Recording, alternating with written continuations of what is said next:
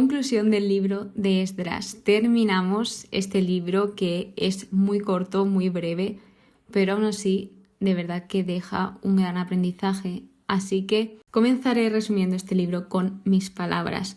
Para mí, este libro trata sobre el regreso de los exiliados a Jerusalén y la reconstrucción del templo, donde, como siempre, surgen profetas en medio de tiempos tan oscuros y tan débiles para el pueblo de Israel. Así que, básicamente, este libro trata de los exiliados regresan, reedificación del templo, se para la reedificación y luego se vuelve a poner en marcha.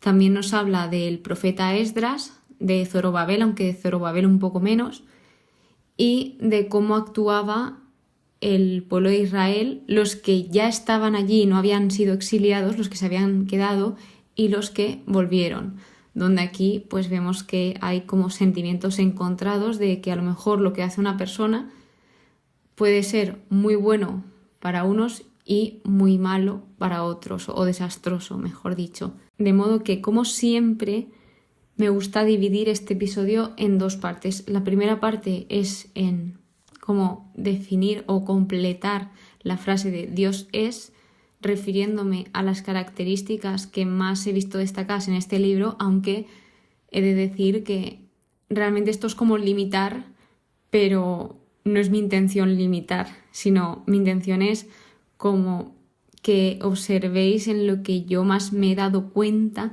del carácter de Dios, de cómo es, para ir conociéndole mejor. Y la segunda parte son como unas mini reflexiones que he ido sacando sobre este libro. Así que comenzamos con el Dios es, y este libro nos deja muy claro que Dios es justo, Dios es misericordioso, además muchísimo. Lo nombran como Dios del cielo y de la tierra. Dios ayuda, Dios protege, Dios está obrando, Dios escucha, Dios es atento, es fiel, y esto quiere decir que está contigo, que no te abandona, dicho textualmente en este libro. Dios ilumina, abre los ojos, es decir, nos muestra la verdad. Dios nos da ánimos y fuerza. Dios salva. Dios quiere que seamos libres y liberarnos. Aquí se refiere a, en este caso, al pueblo que estaba exiliado.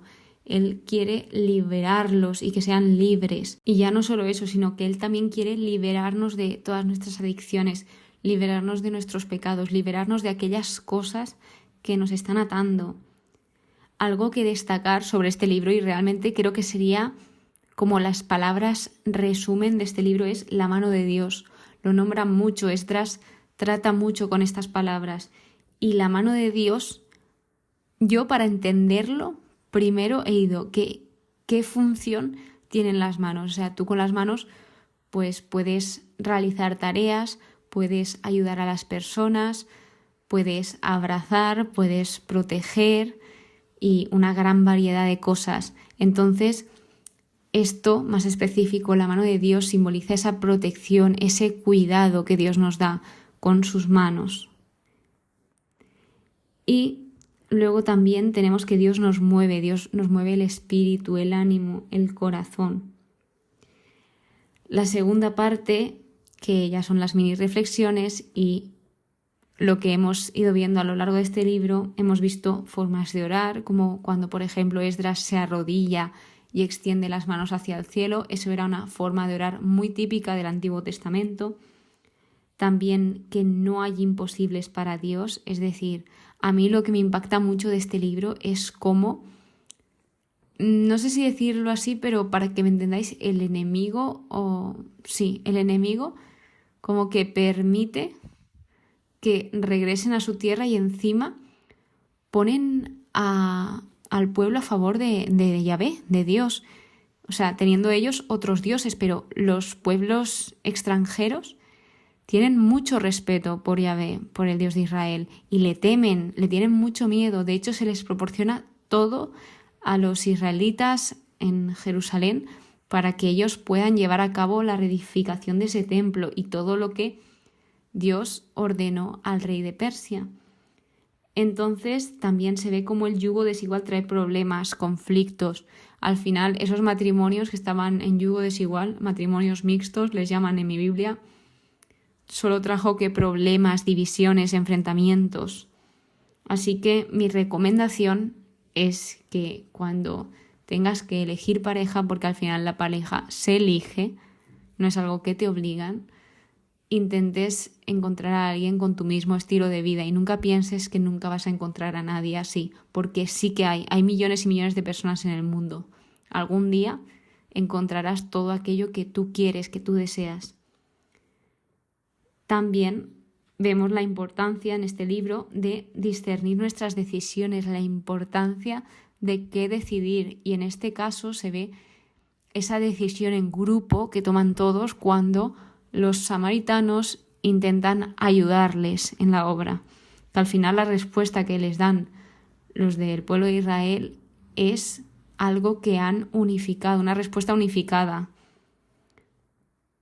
Un punto muy importante, y creo que también es como la esencia de este libro, es no rendirse en nuestros proyectos, en tus proyectos. Nunca te rindas. Aunque vengan a desanimarte, aunque vengan a decirte que no lo conseguirás, no hagas caso. O sea, si tienes un proyecto, un sueño, sigue adelante porque lo vas a llevar a cabo y todo saldrá, te lo aseguro.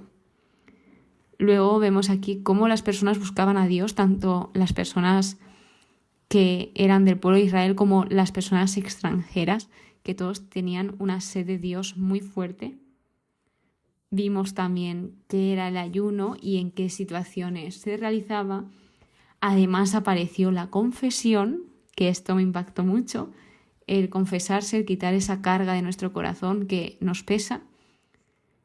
Algo interesante que me di cuenta y me pareció curioso es que este libro de repente está hablando todo en tercera persona y de repente pasa a primera persona y viceversa.